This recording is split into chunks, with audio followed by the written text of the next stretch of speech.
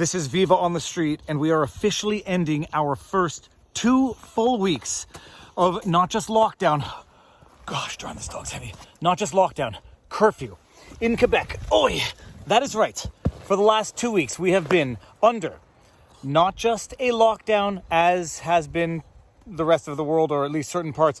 We've been under curfew, meaning we are not allowed leaving our homes between 8 in the evening and 5 in the morning, unless we have certain exemptions, essential workers, work permission, or an instruction that we are allowed to leave our houses for work purposes. And I'm not joking, when the government announced these curfew measures, they literally said, if you're going to leave your house, make sure to have your papers on you in the event that you get pulled over. Papers as in authorization from work to leave the house. If you went to the pharmacy to get medication for your children, for example, keep the receipts. One of the exemptions, dogs. You can walk dogs. It's a wonderful exemption, but not cats. And as I've covered that in previous Viva on the Street, this is the end of the first 2 weeks of what is supposed to be the 1 month lockdown curfew. Get to that in a second.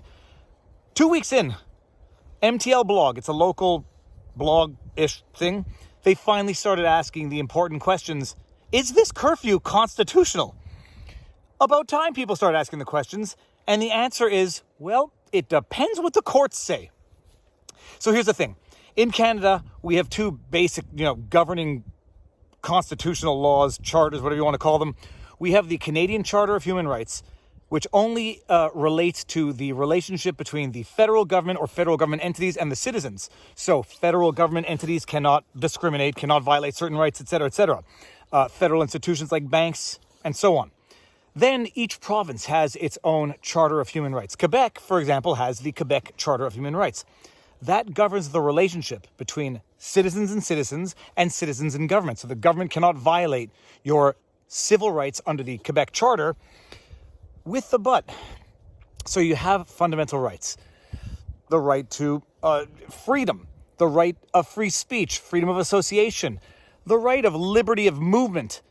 Those movements, those liberties can be infringed upon insofar as the infringement is justified in a free and democratic society. So that is to say, you have fundamental rights with a but, and that but is anything that can be justified as far as infringement goes in a free and democratic society. So the question is going to be, can a curfew be legally justified as constitutional in a free and democratic society? Well, that depends on the context. That depends on the urgency. Can your rights be violated? That depends on the context, on the emergency. But under the law, that depends on the extent to which your rights are being violated, given the objective of the legislation that is the object of the violation. So there have, in fact, been some lawsuits filed in Quebec against the government as a result of these curfews, as a result of the lockdown measures. There's been, at the very least, a few. I covered one last week, and I've got 2 more on the to-do list. The one I covered last week was a Gatineau lawyer suing the government over the apparent unconstitutional curfew, seeking judicial review of the curfew measures. I covered that. You can check it out. But where are we at now? Some news. François Legault has come out and said this is not going to be lifted, the curfew. These restrictive measures are not going to be lifted until there's a radical drop in hospitalizations. A radical drop. Just bear in mind that 10 months ago, we were told that this was going to be a 2-week lockdown to flatten the curve. We are now almost a year into it. We were told that this curfew was necessary to stop the spread of COVID infections, even though our own health director, Horacio Arruda, said that there is no concrete scientific evidence to show the effectiveness of curfews. Now we're being told that whereas the curfew is sold to us as necessary for 1 month to stop the spread, Legault now has come out and said it's going to be necessary if we don't see a radical drop in hospitalizations. Bear in mind also, I've mentioned this in previous Viva on the Streets, our hospitalizations from COVID in the province as a whole right now are under 1,500. Under 1,500. In the ICU, I believe it's a little over 200. So we right now are having our curfew. Oh, I can't even get up anymore. You're so heavy. This dog weighs 42 pounds and more than 3/4 of that is right in the front. We are being told now that the curfew being lifted is predicated on a radical drop in hospitalizations, where the hospitalizations are 1,400 and some.